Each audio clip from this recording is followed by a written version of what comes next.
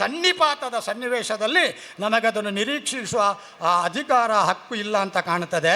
ಗೋವಿಂದಣ್ಣ ಮತ್ತೆ ದೊಡ್ಡ ರಂಗಸ್ಥಳದಲ್ಲಿ ಮತ್ತೆ ಒಡ್ಡೋಲಗ ಕೊಡ್ತಾ ಇರ್ಬೋದು. ಯಾರು ಮಗಧ ದೇಶಕ್ಕೆ ಯಾರು ಕೌಂಡ್ಲಿಕ ಅಂದರೆ ಯಾರು ಕೌಂಡ್ಲಿಕನ ವಯಸ್ಸ ನೀವು ನೋಡಿರ್ಬೇಕಲ್ಲ, ಅವರದು ಅದ್ಭುತವಾದ ಕೌಂಡ್ಲಿಕ. ದೂತನ ಜೊತೆಗೆ ವ್ಯವಹಾರ ಮಾಡೋದು ನವನೀತ ಶೆಟ್ಟರಿಗೆ ಗೊತ್ತಾಗ್ತದೆ. ಈಗ ನಿಲ್ಲಿಸಬೇಕು ಅಂತ ಅವರು ನಿರೂಪಣೆ ಮಾಡುವಾಗ ಮಾತಾಡುವುದನ್ನು ಸೇರಿಸಿದರೆ 1 ಗಂಟೆ ಆಗ್ತದೆ. ಬಿಡಲಿ, ನಮಸ್ಕಾರ. ಸಲುಗೆ ಆದ ಕಾರಣದಿಂದ ಎಲ್ಲರಿಗೂ ನಮಸ್ಕರಿಸಿ ನನ್ನ ಮಾತುಗಳನ್ನು ಸಾವಧಾನದಿಂದ ಕೇಳಿದ ಹಾಗೆ ನಟಿಸಿದ್ದೋ ಗೊತ್ತಿಲ್ಲ, ನಿಮ್ಮನ್ನು ಅಪಮಾನಿಸುವುದಿಲ್ಲ. ನಿಮ್ಮ ಸಹನೆಗೆ ನಮೋ ನಮಃ ಅಂತ ಹೇಳಿ ಶಾಮಣ್ಣನಿಗೆ ಮತ್ತೆ ನೆನಪಿಸಿ, ನನ್ನ ಹತ್ತಿರದ ಬಂಧು ಬ್ರದರ್ನ ಮನೆ ಒಕ್ಕಲು ಇವತ್ತು ಅವನ್ನ ಆಕ್ಷೇಪ ಹೇಳ್ತಾ ಇದ್ದಾನೆ ಫೋನಿನಲ್ಲಿ. ಶಾಮಣ್ಣನಿಗೆ ಭರವಸೆ ಕೊಟ್ಟು ಬಂದಿದ್ದೇನೆ. ಗೋವಿಂದ ಭಟ್ಟರ ಆತ್ಮಕ್ಕೆ ಸದ್ಗತಿ ಇರಲಿ. ಓಂ ಓಂ ಶಾಂತಿ.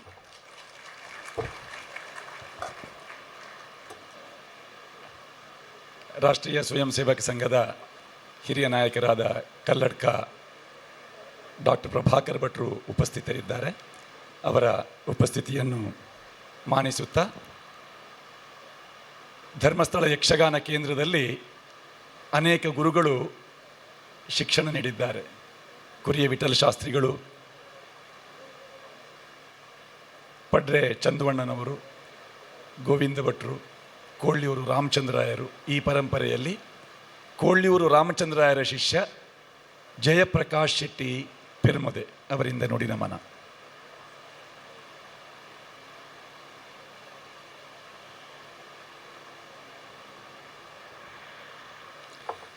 ವೇದಿಕೆಯಲ್ಲಿರುವ ಗಣ್ಯರಿಗೂ ಮುಂಭಾಗದಲ್ಲಿ ಸಮಾಸೀನರಾದ ಪುಣ್ಯಾತ್ಮರಿಗೂ ಅನಂತಾನಂತ ಪ್ರಣಾಮಗಳು.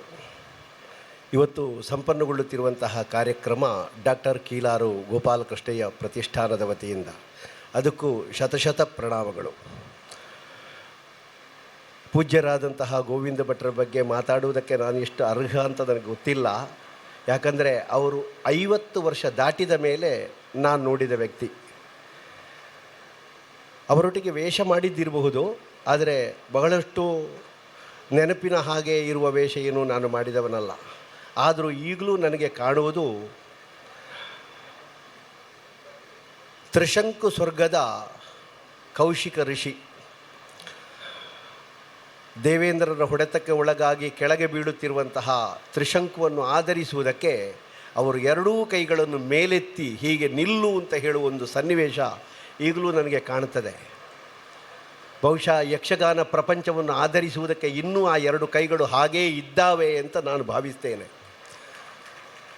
ನಮ್ಮಂತಹ ಕಿರಿಯ ಕಲಾವಿದರಿಗೆ ಮಾರ್ಗದರ್ಶಕರಾಗಿ ಬಹಳಷ್ಟು ಒಳಗಿನಿಂದಲೇ ಯಾವುದೇ ಒಂದು ವೇಷವನ್ನು ಕಟ್ಟುವುದಕ್ಕೆ ಚೈತನ್ಯ ಸ್ವರೂಪಿಯಾಗಿ ಗೋವಿಂದ ಭಟ್ರು ಕಾಯಿಕವಾಗಿ ಇಲ್ಲದೇ ಇದ್ದರೂ ಆತ್ಮ ಸಂಬಂಧವಾಗಿ ಇದ್ದಾರೆ ಅಂತ ನಾನು ನೆನಪಿಸಿಕೊಳ್ತೇನೆ.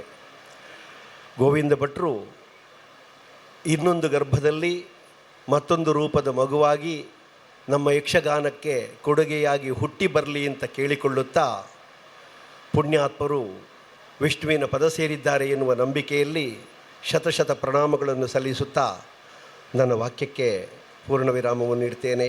ಯಕ್ಷಗಾನಂ ಗೆಲ್ಗೆ.